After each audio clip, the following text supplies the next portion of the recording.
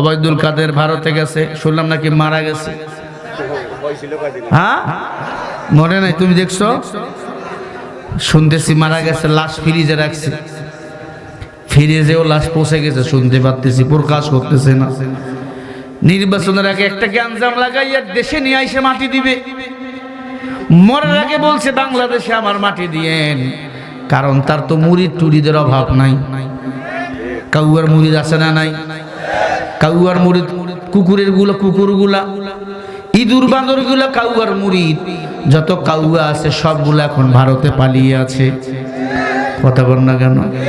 তবে ওবায়দুল কাদের মারা যাওয়াতে আপনারা খুশি হলেও আমি খুশি না, কারণ কথায় কথায় বলতো খেলা হবে, এখন খেলা হবে আর কেউ বলবে না।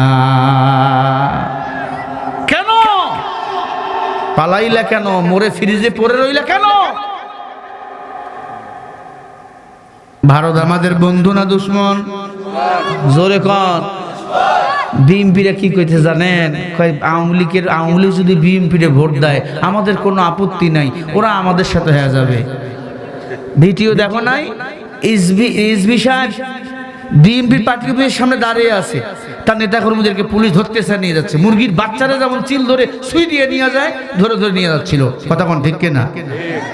তখন তো ছাড় দেয়নি। তোমরা ছাড় দাও কেন? ক্ষমতায় যাওয়ার আশা।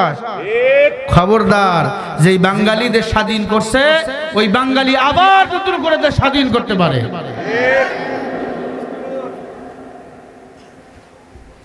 ভাইরা আমার, ইহুদি খ্রিস্টান মুসলমানের দুশ্মন ভারত বলো, আমেরিকা বলো, আমাকে দুশ্মন চতুর্দিকে। ভারত একদিকে মহাসাগর, ঠিক কিনা? একদিকে বঙ্গোপসাগর। এখন আমাদের বিএনপি, জামাত, চরমোনাই, উজানি সবাই ঐক্য হয়ে আল্লাহর কোরআন দিয়ে রাষ্ট্র গড়াতে হবে। এখন দলাদলি ঘুতাঘুতি করার আমাদের টাইম নাই।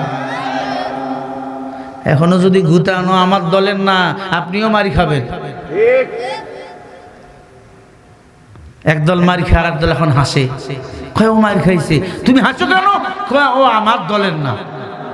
তুমি আজকে দল ভাগ করো।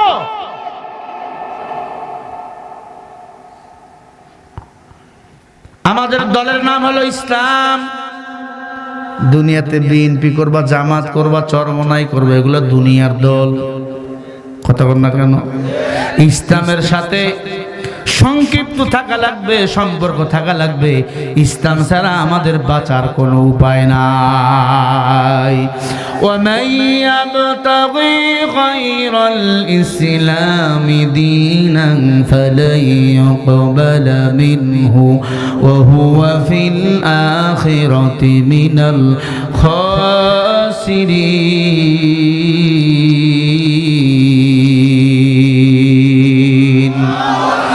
আল্লাহ বলে, ইসলাম ব্যতীত অন্য কোন দল, অন্য কোন ধর্ম যদি কেউ পালন করে, সে আমি আল্লাহর দলের কেউ না।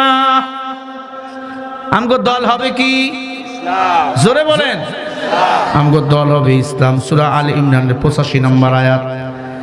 আল্লাহ বলে তোমার দল হবে ইসলাম। ইসলাম বাদ দিয়ে অন্য কোন দল করলে আল্লাহর দলের তুমি কেউ না।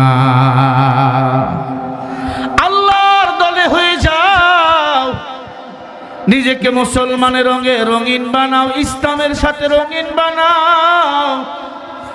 তোমার চলতে পথে বাধা আসলে আল্লাহর কাছে সাহায্য চাও। ইহদিনাস সিরাতাল মুস্তাকিম। ও আল্লাহ, সহজ সরল সঠিক পথ দান করো, জান্নাতে যাব। আমরা সবাই জান্নাতে যেতে চাই, জাহান্নামে আমরা কেউ যেতে চাই না রে বাবা। আল্লাহর জান্নাতে যেতে হলে আল্লাহর গোলামি আপনাকে আমাকে করা লাগবে। গুনাহ হয়ে গেছে, আল্লাহর কাছে মাপ চাও। আল্লাহ বলে, ইয়া আইয়ুহাল্লাযীনা আমানু তুবু ইলাল্লাহ তাওবাতান নাসুহা। বান্দারে, পাহাড় পরিমাণ গুনাহ যদি করো, আমার কাছে মাপ চাও, আমি আল্লাহ তোমাকে মাফ করে দেব। ইয়া ইলাহি তু মেরা রহমান হায়, ইয়া ইলাহি তু মেরা সত্তার হায়। মায়ার নবীর দরবারে এক যুবক এসে কান্না শুরু করলো, ও পয়গম্বর আমি একটা পাপিষ্ট যুবক, আমি এমন পাপ করেছি আমার বাঁচার কোনো উপায় নাই। মায়ার নবী বলে, যুবক বলো কি পাপ করেছো? বলে, নবী 20 বছর কাপড়ের কাপড় আমি চুরি করেছি। কাপড়ের কাপড় কারে পরায়? মানুষ মারা গেলে মুর্দারে পরায়। কাপড়ের কাপড় হলো সে সম্বল। ও মায়ার নবী আমার, দাপন করা হলো যে লাশকে, সেই লাশের কাপড়ের কাপড় আমি চুরি করে বাজারে বিক্রি করতাম। আমি কাপড়ের কাপড় চুরি করেছি 20 বছর।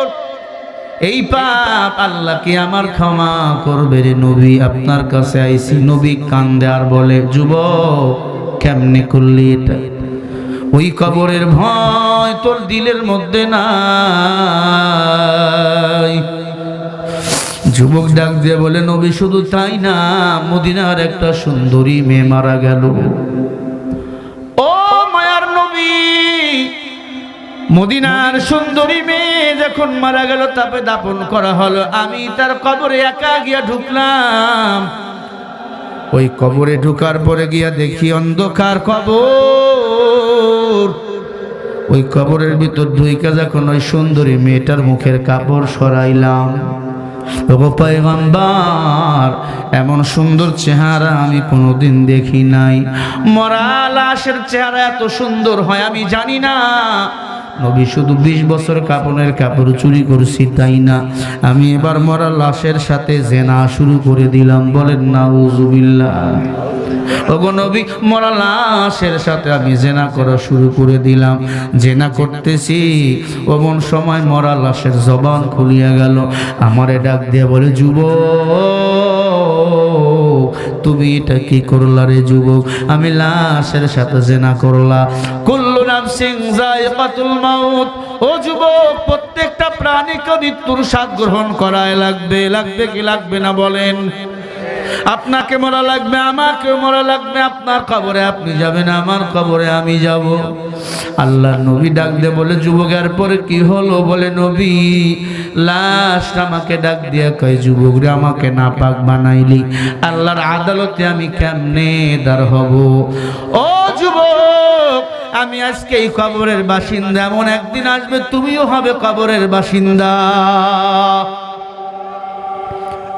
ওই দিন পালাতে চাইলো, পালাতে পারবা না।